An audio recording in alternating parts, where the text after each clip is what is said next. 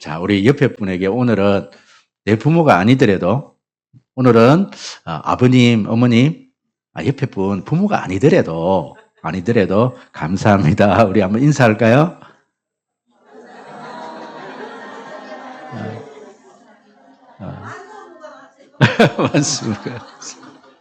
만수무강하십시오. 만수무강하십시오. 오늘은 어버이 주일입니다. 5월 둘째 주일 어버이 주일입니다. 오늘 참 그런데 요즘 시대를 보면요, 참으로 안타까운 역설을 우리가 마주하게 되어집니다. 과거 어느 때보다도 연락이 쉬워졌습니다. 전화 한 통화이면 먼 곳까지 그렇게 연락을 할 수가 있고, 심지어는 지구 반대편에서도 영상을 가지고 통화를 할 수가 있습니다. 그런데 우리의 현실은 어떠한지요? 한 지붕 아래 살면서도 얼굴을 마주하고 대화하는 시간이 거의 없습니다. 각자의 방에서 스마트폰만 들여다보는 시간이 훨씬 길어졌습니다. 식탁에 마주 앉았어도 각자의 화면만 바라보고 있습니다. 심지어 같은 집에 있으면서도 방문을 닫아 놓은 채 전체 가족 카톡방 안에서 밥 먹으라 그러면 네 하고 카톡으로 주고받는 그런 시대에 우리는 살고 있습니다. 오늘날 우리 가정의 씁쓸한 풍경이지요. 식당에 가보면 4명이 앉아서 식사를 하는데 한 번도 대화를 하지 않고 카톡만 바라보고 있는 그런 풍경을 우리는 자주 바라보게 되어집니다. 물질은 풍요로워졌고 풍요로워졌지만 관계는 무너지고 있습니다. 집의 평수는 점점 늘어졌지만 마음의 평수는 점점 좁아지고 있습니다. 같은 공간에 살면서도 철저히 단절된 채로 우리는 세상을 살아가고 있는 이 가정들이 얼마나 많이 있는지요. 역사학자 에드워드 기원의 로마 제국 쇠망사라는 이 책에 보면 거대한 이 로마 제국이 무너진 원인을 여러 가지로 분석을 했는데 그 무너진 원인을 외부적인 어떤 침입으로 그렇게 보지 않습니다. 그는 로마 멸망의 가장 뼈아픈 그런 어떤 원인 중에 하나가 가정의 붕괴로 그렇게 원인을 분석하고 있습니다. 사회의 가장 기초가 되는 가정이 도덕적으로 윤리적으로 무너지면 천년 제국의 이 로마 제국도 모래성처럼 무너진다는 것을 우리는 역사에서 보게 되어지는 것이죠. 가정의 붕괴는 곧 시대의 붕괴입니다. 오늘 우리가 읽은 이 본문의 배경인 이 말라기의 이 시대도 똑같습니다. 우리가 구약의 말씀을 읽고 또 역사를 배우는 이유가 뭐냐면 그 과거의 역사를 보면 오늘 우리의 어떤 현실을 바라볼 수 있기 때문에 그렇습니다. 저는 이 말라기서가 제가 이때까지 참 착각을 하면서 이 말라기서를 읽었던 것 중에 하나가 저는 이 말라기서가 바로 70년 포로기 전에 세워진 영적인 상태다. 그래서 하나님은 그 어떤 무너진 가정들을 보고 하나님께서는 70년 동안 하나님께서 이 바벨론의 포로가 되게 하셨다. 저는 이때까지 그렇게 얼마 전까지 그렇게 알고 있었던 거예요. 여러분 그런데 이 말라기의 이 시대가 어떤 시대냐면 여러분 이 시대가 이 성경의 구약 성경의 이 말라기가 구약의 마지막 성경이지 않습니까? 이 성경은 바로 남유다가 70년 바벨론에서 돌아와서 성전을 재건을 하고 또 성벽을 재건을 하고 80년이라는 세월이 흐른 다음에 바로 이 쓰여진 책이 바로 이 말라기서입니다. 그러니까 이스라엘 백성들이 정말 영적으로 다 무너져갖고 한번 이 이스라엘 백성들이라고 하면 지금 남유다를 얘기하는 겁니다. 이 남유다 백성들이 바벨론 포로가 되어졌잖아요. 그래서 그들이 정신 차리고 되돌아와서 또다시 성전을 재건을 하고 그렇게 사는데 그런데 약속했던 이 메시아 왕국이 빨리 오지를 않는 거예요. 그러다 보니까 그들이 다시금 이 가정을 무너지는 그 현장이 바로 이 말라기서의 배경이라는 사실이죠. 여러분 보십시오. 이 이스라엘 백성들은 바벨론 포로에서 돌아와서 성전을 재건을 했습니다. 그런데 80년 세월이 흐르다 보니까 이 말라기서의 어떤 이 내용들은 여러분들 보시면 제일 먼저 무너진 게 뭐냐면 제사장들이 다 무너진 거예요. 지금으로 말하면 목사들이 다 무너진 거예요.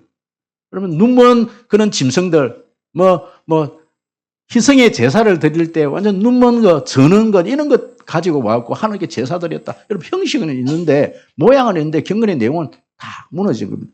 심지어는 말라기서 2장에 보면, 일반 백성들은 이방 여인들을 데려와갖고 또 결혼을 하는데 조강지처를 버리고, 가정을 깨워버리고 또 다 가정을 꾸리는 겁니다. 하나님을 예배하는 그 경외심이 사라지니까 가장 먼저 나타난 현상이 뭐냐면 이 가정에 하나님의 언약이 깨어지고 관계가 끊어지는 겁니다. 여러분, 이 말라기서가 그런 배경하에 지금 쓰여져 있는 하나님의 말씀입니다. 그런데 참 다행스러운 거는 하나님께서는 선지자를 보내서 이 경고의 말씀을 주는데, 그럼 이 말라기서에서 놀랍게도 너희는 정치적으로 그렇게 회복을 해라, 또 경제적으로 다시금 어떻게 부흥을 시켜라, 그런 것으로 진단을 하는 것이 아니라 지금 오늘 무엇으로, 여러분 성경 구약 성경의 마지막 성경 마지막 장 마지막 절, 오늘 저는 말라기서 4장 6절 중심으로 그렇게 말씀을 살펴볼 텐데, 말라기서 마지막 절에서 하나님께서는 가정을 회복하라, 가정을 다시 세우라, 여러분 이 얘기를 지금 하고 있다는 사실이죠.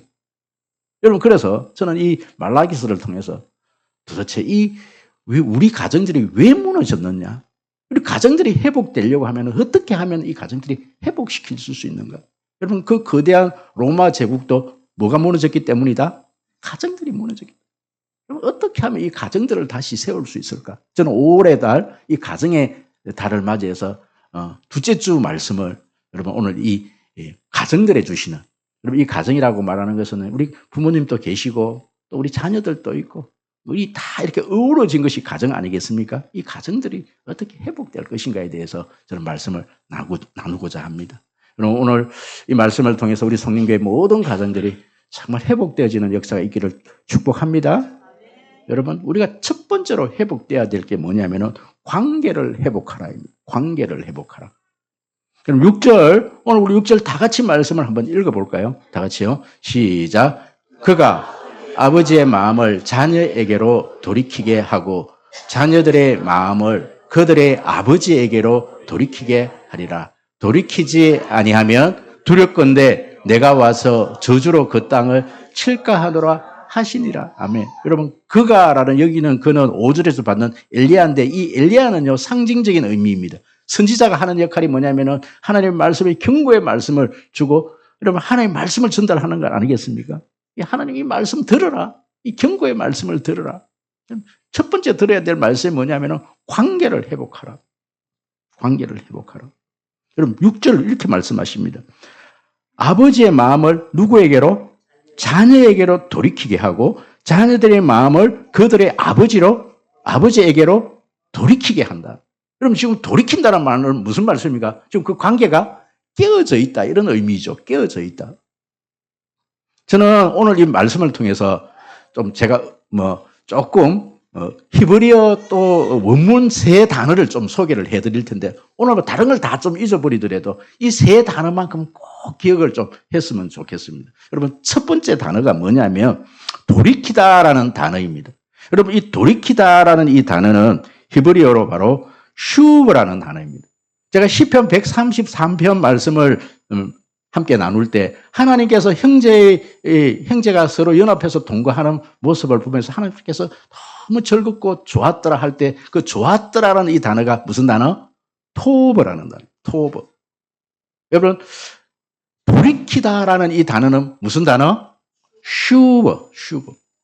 여러분, 이 슈브라는 이 단어는 어떤 데 사용하느냐면요, 바로 영어로서는 repentant라는 이 단어, repentant.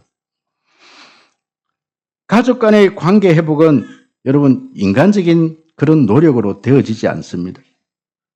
이 관계 회복은 그냥 여러분 회복되어지지 않아요. 관계가 그냥 쉽게 그렇게 되어지는 것이 아닙니다. 여러분, 뭐 때문에 깨어졌다라는 사실을 우리가 알아야 되죠.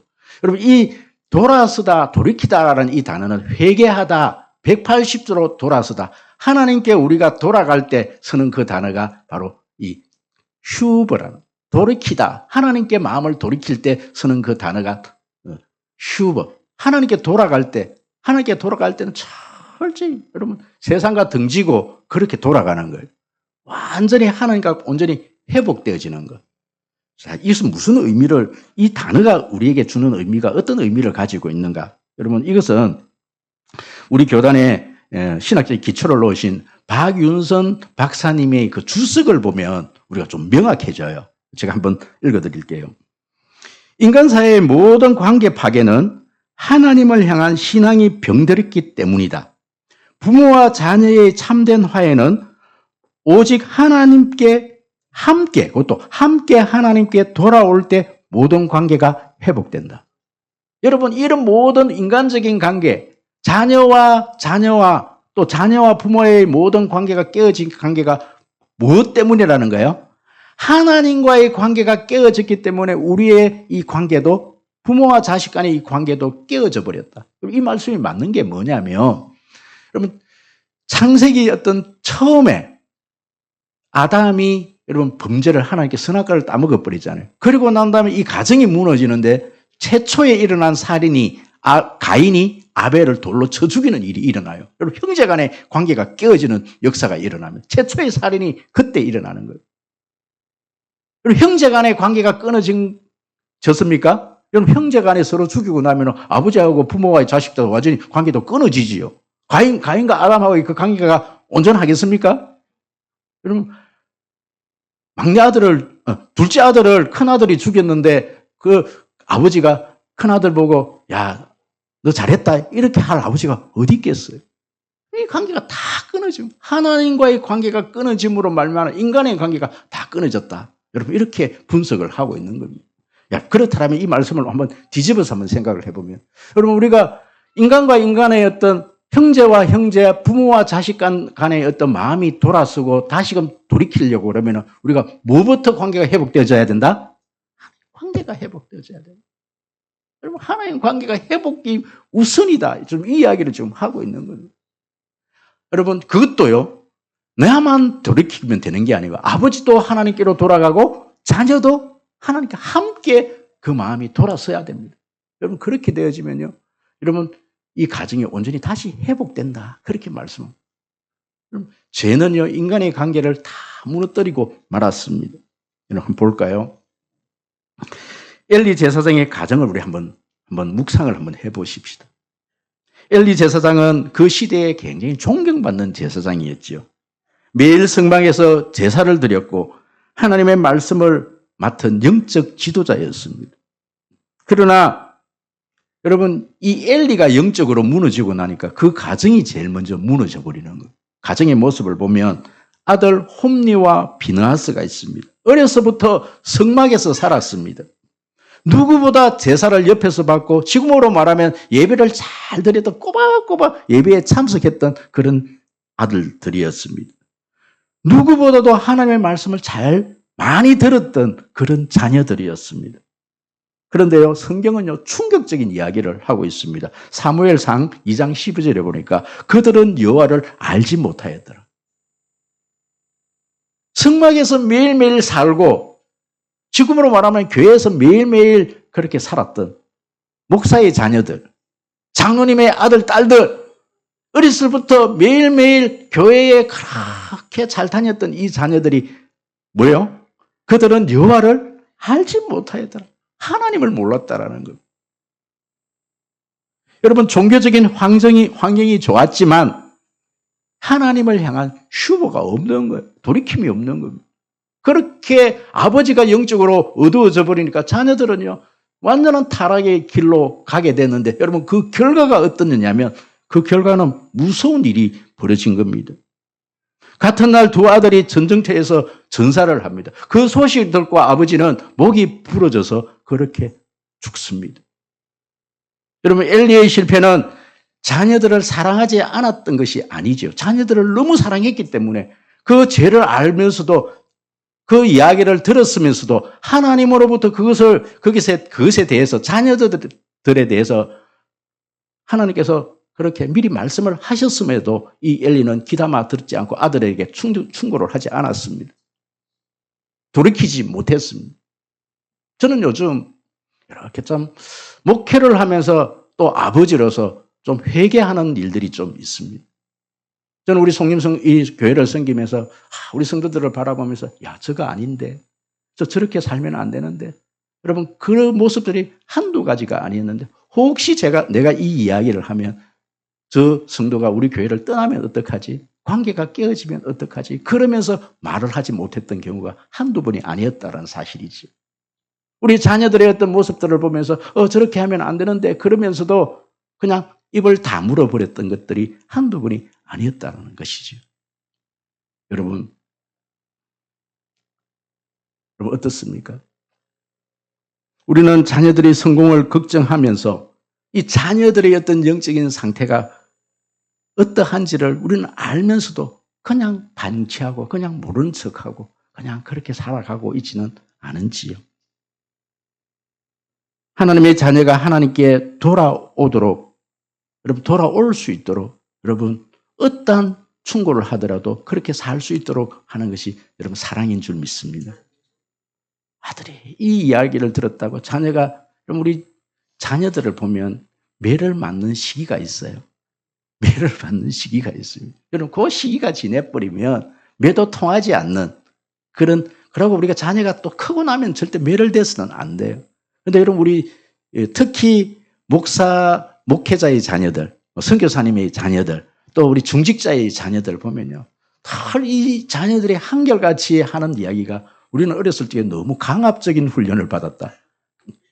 너무 우리는 강제적으로 우리는 예배에 참석했다. 여러분 그때는 강제적으로 하는 시기였어요. 지금 그렇게 강제적으로 하지 않습니다. 강제적으로 해야 될 시기가 있는 거예요. 그때는 강제적으로 해야 하는 겁니다. 그때 그렇게 잡아주지 못하면 이 자녀들은요, 나이 들어서는 영영이 잡히지가 않습니다. 그럼 그것이 강제적으로 해야 될 시기에 강제적으로 하는 것이 사랑입니다. 매를 대야 될 때 매를 대어주는 것이 여러분 사랑입니다. 그럼 그 시기가 뭐냐면 여러분 중학교 2학년 넘어가면 더 이상 매대면 안 돼요. 중학교 1학년까지는 뭐 해야 된다? 리원이 중학교 지금 1학년이 이제 아직까지 좀 더 맞아야 돼요. 중학교 2학년까지는 여러분 2학년은요 북한 김정은이도 무서워하는 이 세대들을 손대면 안 돼. 그때는 인격적으로. 그래도 정말 아니다 싶으면 중학교 2학년 또 맞아야 됩니다. 맞아야 될 시기가 있는. 그렇게라도. 그리고 고등학생들은 여러분 그렇게 해서는 안 돼요. 말로. 그래도 말 안 되면 고등학생도 어떻게 해야 된다? 맞아야 된다. 맞아서라도 강제적으로 해서라도 여러분 예배의 자리에 주일날 친구하고 여행 간다 그러면 여러분 안 돼. 예배 드려야 돼. 여러분 그때까지는 강제적으로 그 훈련을 받아야 될 시기예요. 아멘. 그렇게 해서라도 여러분 그것이 사랑입니다. 여러분 자꾸 우리 청년들하고 이렇게 나눔을 해보면 그렇게 억울하대. 뭐가 그래 억울해? 그렇기 때문에 이렇게 잘 자란 거 아니에요? 여러분 지금 이게 우리 교회에 지금 이거 초등부, 우리 중등부 지금 우리 세대는 지금 부모님들이 너무 지금 느슨하게 지금 너무 느슨하게 지금 이렇게 신앙교육을 시키는데요. 이 아이들 새벽에 막 잠자는 애들 발로 차서 깨워서 입혀서 애들이 이만큼 입이 튀어나가고 그 아이들한테 맞아 죽을 뻔했어요. 그렇게 했으라도 그렇게 신앙교육을 시켰기 때문에 지금 이 모습이 있는 거예요. 지금 40대, 50대 우리 어머니들 정신 바짝 차리고 아이들을 그렇게 강제해서라도 여러분 기도 훈련시키고 말씀 훈련시키고 여러분 그것이 사랑인 줄 믿습니다. 두 번째, 여러분 우리의 마음이 회복되어야 합니다. 마음이 회복되어져야 됩니다. 여러분 저 지금 하윤이 지금 아멘 하는 거 보십시오. 저는 아멘 소리로 들려요 지금. 안 맞았어 그래. 아직까지 맞을 시기가 안 돼서 그래. 여러분 보십시오. 마음을 돌이킨다. 그럼 6절 우리 다시 큰 소리로 한번 읽어볼까요? 시작. 마음을 자녀에게로 돌이키게 하고 자녀들의 마음을 그들의 아버지에게로 돌이키게 하리라. 여기까지요. 그럼 보십시오. 두 번째 우리가 기억해야 될 히브리 단어는 레브라는 단어입니다. 레브. 여러분, 이 레브라는 이 단어가 뭐냐면 마음이라는 이 단어예요. 마음이라. 여러분, 이것은 단순히 이 마음을 자꾸 감정으로 생각하고 그렇게 생각하는데 마음은 인간 존재의 가장 이 깊은 중심을 의미합니다. 그래서 다윗은 인생이 힘들고 어려울 때 언제나 기도를 하는 기도가 뭐냐면 하나님 내 마음을 붙들어 달라고. 나의 말과 마음의 묵상이 주께 연락되기를 원합니다. 항상 마음을 하나님께서 어떻게 해달라 그렇게 기도를 해요. 왜냐하면 여러분 밖에 드러나는 이 현상들보다 마음의 중심이 흔들리면 모든 것들이 흔들리는 거예요. 그럼 마음이 바뀌어야 됩니다. 겉으로는 얼마나 우리가 상냥하게 다른 사람에게 친절을 베풀 수 있는데요. 그 마음속에는 굉장히 칼을 품고 있는 그런 경우가 있습니다. 여러분 성경에서 그런 경우가 있어요. 그게 바로 에서와 야곱 이야기지요. 팥죽 한 그릇으로 여러분 장자권을 빼앗고 축복권까지 빼앗았습니다. 20년 동안 그들은 따로 살았어요. 그것으로 말미암아. 그런데 20년 동안 그 마음속에 이 에서는요. 마음에 칼을 품고 살았어요. 내 야곱을 죽이겠다고. 20년이 되었습니다. 야곱이 형을 만나러 오지요. 그러면 많은 분들이 어떤 그 관계를 풀어보기 위해서 이런 방법 저런 방법을 사용을 해봐요. 그럼 심지어는 이 야곱은 자신의 재산의 절반을 떼어서 형 에서에게로 보내면서 그 마음을 풀어보려고 했어요. 참 이 에서도 대단한 사람입니다. 저는 그 정도 재산 받으면 대부분 용서해 줄 것 같은데. 제가 진주 성남교회에서 섬겼던 목사님이 양대식 목사님이신데 이 목사님은 시카고에서 그렇게 목회를 하시면서 관계학으로 그렇게 박사학위를 받으십니다. 그럼 그래 이분이 관계학에서 제일 중요하게 생각하는 것이 뭐냐면은 선물로 마음을 풀어라입니다. 선물로. 여러분 그분이 제가 그분 설교를 들으면서 평생 그렇게 그분이 주장하는 내용이 뭐냐면 인간관계 관계를 푸는 가장 첫 번째 조건이 선물이다 이래 얘기를 하시더라고요. 근데 저는 이 성경을 바라보면서 그거 아닌데 맞습니다. 물론 선물도 어느 정도 어떤 마음을 푸는데 역할은 할 수 있어요. 이 지금 야곱이 자신의 절반을 선물로 보냈습니다. 그런데 여러분 그때 이 에서의 마음이 바뀌었을까요? 저는 그렇게 보지 않습니다. 이 에서의 마음이 언제 그 마음이 바뀌었을까? 여러분 이 야곱이 약복강강에서 밤새도록 하나님께 기도를 할 때 하나님 나에게 축복하여 주시옵소서. 이 관계를 풀어주시옵소서. 나를 살려주시옵소서. 여러분 그렇게 기도할 때 하나님께서 끝끝내 이 야곱의 기도에 천사가 손을 드는 겁니다. 그리고 이 야곱을 축복을 할 때 에서의 마음이 풀어지는 역사가 일어난 것이죠. 여러분 우리가 어떤 부부간에 어떤 문제가 일어나고 또 직장에서 여러 관계에 어려움이 있을 때 선물로도 그렇게 어떤 그 관계를 풀어보려고 어떤 수단과 방법을 써서 그 노력들을 하지만요. 여러분 그것으로 풀리지 않습니다. 무엇으로 풀어야 된다고요? 내가 하나님 앞으로 나아가는 하나님 앞으로 내 마음이 온전히 하나님 앞에 내가 하나님께 두 손 들고 나아갈 때요. 하나님 모든 나의 원수의 관계조차도 하나님께서 풀어주는 역사가 있습니다. 어떤 한 아버지 이야기를 좀 들려드리려고 합니다. 이 아버지는요. 우리 지금 한국 사회에서 50대, 60대, 70대 아버지의 모습들이었습니다. 이 아버지는 평생 가족을 위해서 그렇게 헌신을 하며 살아왔던 아버지십니다. 새벽부터 밤늦게까지 일을 했고 자녀들에게 부족함이 없도록 그렇게 물질적으로 어려움 당하지 않도록 경제적인 어떤 내가 뒷바라지를 다 해야 되겠다고 생각하고 평생을 그렇게 열심히 일했던 분입니다. 그럼 자신의 부모 세대가 너무너무 어렵게 살았기 때문에 우리 자녀들만큼은 좀 풍요롭게 좀 살게 해줘야 되겠다. 밤낮으로 일을 하면서 돈을 벌었던 아버지십니다. 그런데 이 아버지가 그런데 이 집안에서는 이 식탁에 앉으면 대화가 사라지기 시작하는 거예요. 이 딸들과 아버지는, 특히 아들은 문을 닫고 한번 방에 들어가면 나오지를 않는 겁니다. 여러분, 그런데 한 번은 이 아들이 자기 친구들하고 카톡으로 나오는 어떤 그 문자 하나를 읽고서 이 아버지가 무너지기 시작했습니다. 그것이, 그 문자 내용이 뭐냐면, 우리 아빠는 맨날 돈 벌어오는 이야기만 하지 한 번도 내 마음이 어떠한지를 물어본 적이 없어. 이런 문자의 내용이었습니다. 근데 이 아버지는 그 문자를 보고 충격을 받은 거예요.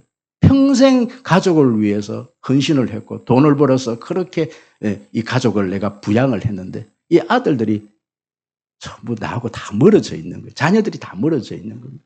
그래서 이 아버지가 그때부터 새벽 기도를 하기 시작합니다. 기도의 자리에 나가서 기도하기 시작합니다. 그런데 하나님이 이 아버지에게 이렇게 이런 마음을 주신 거예요. 예수님께서 찾아오셔서 내가 네 마음을 안다. 내가 늘 사랑한다. 여러분, 이게 이렇게 느껴지더래요. 하나님의 사랑이 막 깨달아지더래요. 여러분, 이 경험을 여러분 해보셨는지요? 저는 특례병으로 있을 때 내가 막 하나님 원망하고 막 그랬을 때 너무 이렇게 나는 그는 하나님 안 믿겠습니다. 나에게 이런 시련을 준 하나님은 나는 못 믿겠습니다. 나는 막 그렇게 할 때 하나님이 강권적으로 찾아오셔서 네 사랑한다. 여러분, 이것으로 하나님께서 말씀으로 이렇게 한 게 아니라 그것이 막 느껴지고 그 사랑이 막 깨달아지면요. 그냥 눈물이 흐르더라고요. 저도 그런 적이 있어요. 이 아버지가 그 경험을 한 것 같아요. 그리고 난 다음에 이 아버지가 이 아들에게 가서 방문을 두드리고 이 얘기를 했다고 합니다. 아빠가 너를 사랑한다고 말하면서도 네 마음을 몰랐던 것 같다. 정말 미안하다. 그러니까 아버지가 깨달은 거예요. 내가 이 자녀들에게, 우리 가족들에게 물질로서는 이렇게 다 내가 이렇게 최선을 다했지만 진짜 우리 자녀들에게 사랑을 주지 못했구나. 하나님의 사랑을 한번 경험하고 나니까 내가 그 사랑을 자녀에게 주지 못했다는 것이 이 아버지가 깨달아진 거예요. 그랬더니 내가 미안하다. 내가 너희들에게 사랑 주지 못해서 미안하다. 이 얘기를 한마디를 했더니 그 아들이 그 이야기를 듣고 한참을 서 있더니 이 아이 눈에서 눈물이 뚝뚝 떨어지더래요. 그러면서 이 아이가 이 얘기를 하는 거예요. 이때까지는 아버지를 볼 때 늘 돈 버는 기계로만 보였는데 그 순간에 아버지가 나에게 미안하다 그러고 그 아버지의 눈빛 속에서 이 아버지의 슬픔을 봤다라는, 아버지가 쓸쓸하게 나를 쳐다보는 그 모습이 그 속에서 보였다라는. 여러분, 그때부터 이 가정이 한꺼번에 이 가정이 완전히 좋은 가정으로 그렇게 되어진 것은 아니에요. 그때부터 이 가정에서 이제 자녀들과 대화가 되기 시작을 하는 거예요. 식탁에 앉으면 서로 그래도 서로 위하는 그 마음들이 생기기 시작한 거예요. 여러분, 가정은요, 논리로 회복되어지지 않습니다. 자꾸만 이것이 옳고 저것이 옳고 옳고 그름을 자녀들에게서 가르쳐서 여러분 그 가정이 여러분 회복되어지지 않습니다. 이 가정은 내가 하나님을 그 사랑을 경험하고 여러분 복음으로 말미암아 내가 그 십자가 앞에서 내가 무릎을 꿇고 내 마음이 온전히 하나님께 연락되어지고 나면요, 자녀들이 그 부모의 마음을 아는 겁니다. 여러분, 우리 자녀들도 다 알아요. 우리 부모가 진짜 하나님을 믿는지, 정말 형식적으로 예배만 참석하는지 이 자녀들이 너무너무 잘 아는 겁니다. 여러분, 부모 세대가 정말 하나님께 온전히 무릎 꿇고 눈물 흘리는 그 눈물을 보면 이 자녀들이 그 부모의 진심을 안다라는 거예요. 얼마나 나를 위해서 이렇게 헌신을 했고, 얼마나 우리 가정을 위해서 뼈 빠지게 이렇게 돈을 벌었고, 힘들게 살아온듯이 이 자녀들이 모르는 게 아니에요. 알지만 그 사랑이 느껴지지 않으니까, 물질적으로는 풍부한데 마음이 힘들어서 그러는 거거든요. 여러분, 우리 부모님 세대 많이 힘들게 살아왔지 않습니까? 여러분, 우리 부모 세대가 먼저 우리 주님 앞에서, 십자가 앞에서 예수 사랑에 깊이 여러분 젖는 이 시간 되어지기를 소원합니다. 그 사랑이 온전히 회복되시기를 축복합니다. 마지막으로 여러분, 우리 가정은 어떠해야 되는가?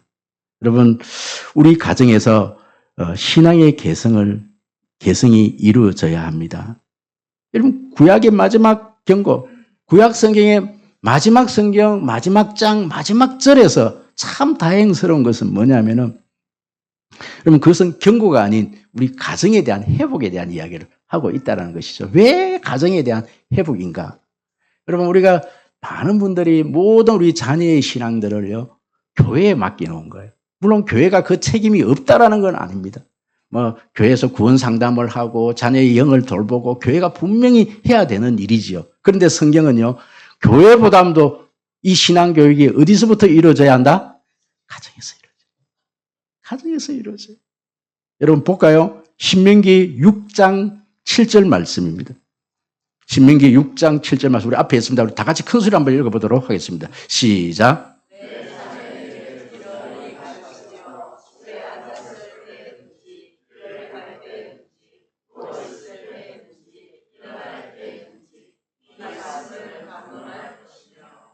여러분 여기서 부지런히 가르치다, 강론하다, 지금 마지막 히브리 단어 가르치다라는 이 단어는 샤난이라는 단어입니다. 샤난. 그럼 이 샤난이라는 단어는요, 그냥 단순한 지식을 전달하다, 여러분 지식을 전달하다 이런 뜻을 가지고 있는데 단순한 어떤 지식 전달을 하는 것을 의미하는 것이 아니라 날카롭게 찔러 마음에 깊이 새겨지게 하다. 여러분, 이 마음의 밭에 이 말씀을 확 새기는 것을 의미합니다. 새기는 것을. 가정은 단순히 밥만 주는, 잠만 자는 그런 하숙집이 아닙니다. 우리의 자녀들의 영혼을 돌보고 하나님의 말씀이 우리의 가슴 속에 깊이 박히도록 새겨 넣는 그런 곳이어야 된다. 신앙의 교육의 학교여야 된다. 이 말씀을 하고 있는 것이죠.